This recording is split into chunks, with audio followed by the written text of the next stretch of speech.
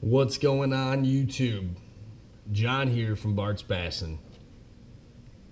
What do we got for you today? Well, you probably read the title, and that's why you clicked on this video.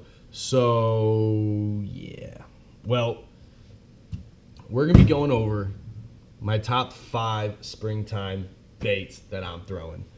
This is for my bodies of water, which are stained or especially in spring muddy water. I may do another video specifically about the pre-spawn, but this is gonna kind of be an overall springtime. So springtime water, what is that? So this is when they're starting to transition up from the main body of water into their pockets, their creeks that they're finding. They're looking, they're searching for their spawning areas. And they're also gonna be aggressively feeding because of the winter. They've been sluggish. So they're coming out of that. They're starting to wake up. They're starting to move around. They're starting to search for baits more. So let's go ahead and get into it. Number 1, my favorite bait of all time. I have more confidence in this bait than any other bait I own, and that's going to be a stick bait, plastic worm stick bait. All right, this one specifically is a Power Team Lures stick bait, and the reason I like throwing this is because you're gonna be catching bass in different phases of their transition up, and you can fish this from super finesse all the way down to power. And in this time of the year, you may catch a fish that is an aggressive stage, and they're just hitting whatever. So with a stick bait, especially the Power Team Lure 6-stick, is if you fish it weightless, these things are designed to have a neutral buoyancy, which means it's going to have its own buoyancy spot in the water to where it's going to stay. So rather than other stick baits that they'll sink all the way to the bottom no matter what, if you put a weightless hook on that, it's going to stop in the middle of the water column. And for those fish that may have lockjaw, because of the water temperature changes and whatnot, if you throw that out there and it's sitting in front of that bass's face and it's still pressured, it's like, I don't know. If it sits there long enough, just like you would a jerk bait, it's gonna hit it.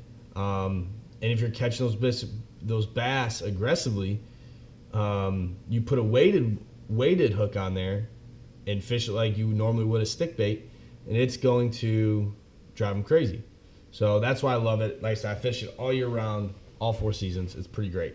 So that was number 1, stick bait. Number 2, lure I'm going to throw in the springtime is going to be, now I group these together. So if you don't think they belong together, let me know, but give me your opinion. But I fish them the same way.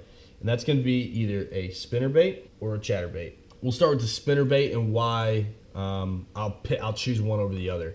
All right, a spinner bait, they both mimic bait fish, and when these bass are feeding from their winter months, they're targeting bait fish and crawfish. All right, so these are going to target the bait fish, and they're an absolute perfect imitator of bait fish.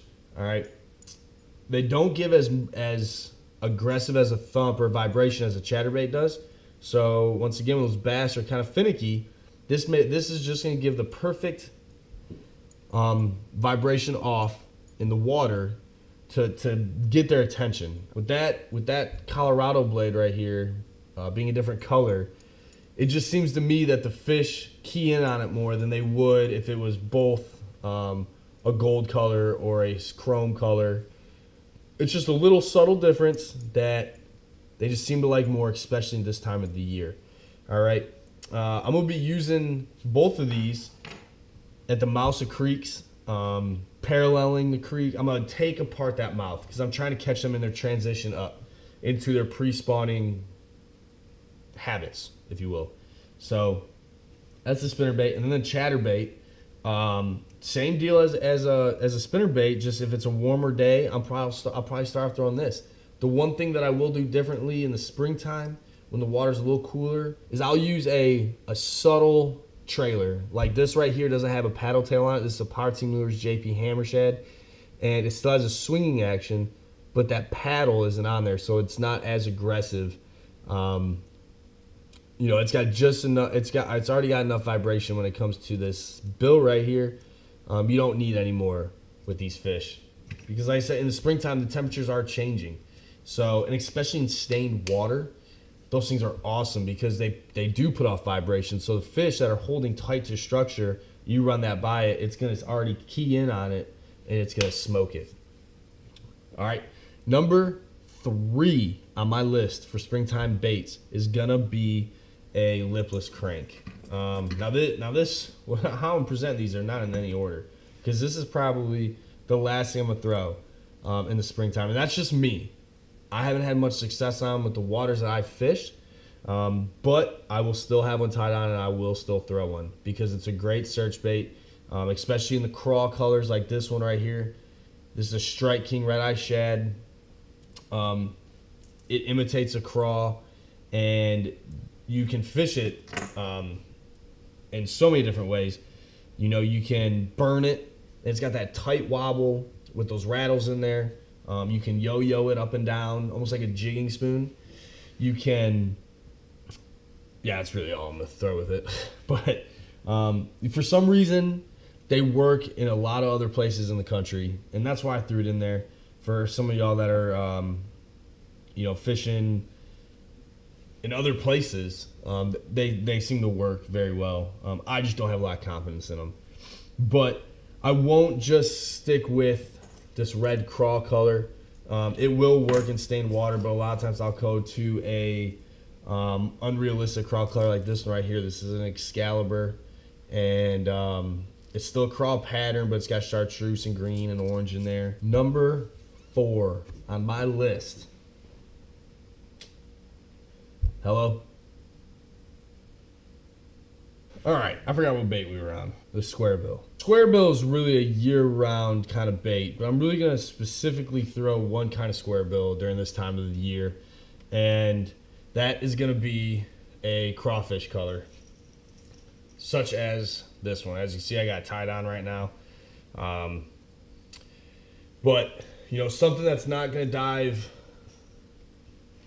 You know, these are for those shallower waters when you're on that flat that those bass are going to start to be staging on. I'm going to throw a square bill across those. Once I find that flat, dig in there and dissect that area. And the way to cover that in, you know, an effective amount of time is a square bill.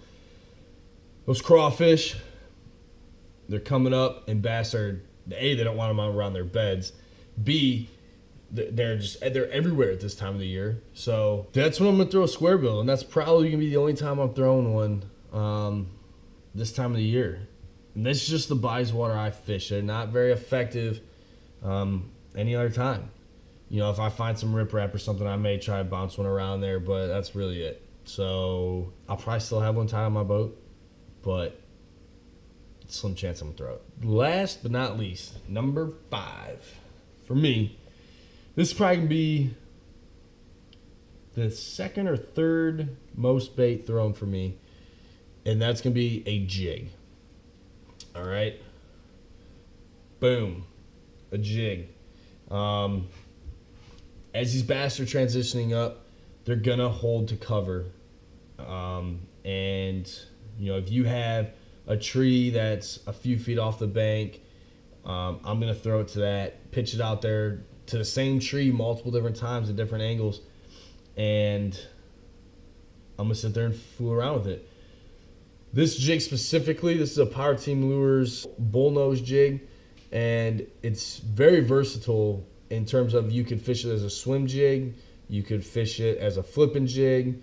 You know, the skirt on it isn't as bulky as a lot of these skirts, so you don't have to worry about trimming it, and you pair that up with a very subtle trailer at this time of year, like this one right here, the Craw D'oeurve, and it just,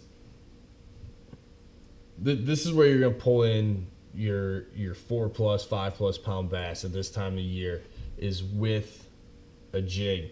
So once you think you have an area where those bass are holding on, you know, you catch it with a square bill or a spinner bait or something like that, and then you start throwing out this one and plucking out the men from the boys, and this is going to be your kicker fish catcher. for this time of the year. You know, I could really only go out there with 4 rods on my boat during this time of the year and be good. I never do, but so there it is. My 5 baits for this time of the year. I try not to make it too long. First video in God knows how long. It's gonna start ramping up here soon. I've got some good stuff planned. We'll see how it goes. But if you like this video, give me a thumbs up. Subscribe to my channel for some more outstanding videos to come in the future. Some great things coming up this year. And yeah, stay tuned. Take it easy.